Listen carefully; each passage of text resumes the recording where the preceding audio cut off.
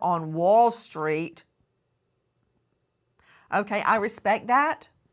But you go on and get after those white-collar criminals. Can we talk about a human hyena right now? I'm sure you have experience in criminal law as well. I've read your resume very carefully. How is it the prime suspect, after what we know happened to Laken, can you imagine the roommate calling her parents? Have you talked to Laken? And that feeling the mom and dad must have gotten when they're like, no. And now he jumps up in court and is making demands about having evidence thrown out. Do you ever just want to shoot your foot when you're sitting in court listening to this? If I could get my hands around his neck, I'd end up on the Nancy Grace show. Okay, Andrew Stoltman. Why does he think he can make demands like throwing out evidence?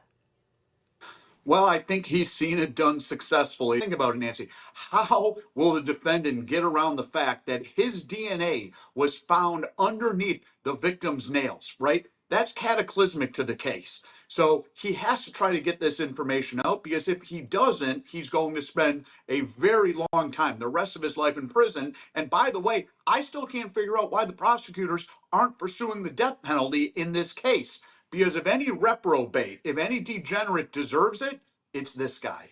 Look at this guy actually making demands in court.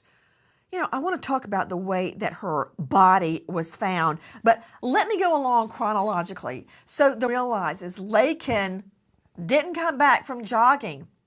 She starts making calls. Where's Laken? Where's Laken? Laken's not answering her cell phone. Now listen to this. And what is the significance of the jacket? Why did you believe it was related to the murder?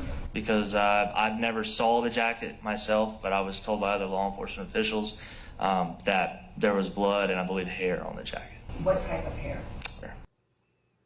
Laken's hair on a jacket. So immediately, Cheryl McCollum, all the investigators start retracing her steps, trying to figure out where she was. Then they look in a dumpster. Thank heaven. And yes, that's SOP to look in dumpsters. I looked in plenty of them, and it stinks. It's horrible conditions. You have to get in there and dig through everything. But they were rewarded when they find a jacket with hair on it that turns out to be Laken's jacket. That dumpster yielded evidence. Cheryl McCollum. It was brilliant, Nancy. From the moment she's reported missing at 12:07, they find her by 12:38. That's telling you how seriously law enforcement took this. When they got to that dumpster and got in it and found the jacket with the blood and the hair, that's going to connect that person from that jacket to Lakeland. Then they also have her cell phone. You mentioned earlier she attempted to call 911. That's going to be real-time stamped too. So now you're starting to build this case. You're starting to connect these dots that are going to be extremely important for trial. Joining me right now is a very high-profile investigative reporter, anchor at WTVM and WXTX on this case from the beginning. And I say case as opposed to story.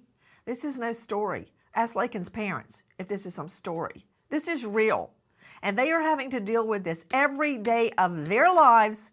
And now the suspect is making demands. He's got a nerve. Jason Dennis, I want you to tell me about the area. Thank you for being with us again, Jason. I really appreciate it. You've been there. You're familiar with it. You know exactly what happened. Tell me about the area where Laken was jogging.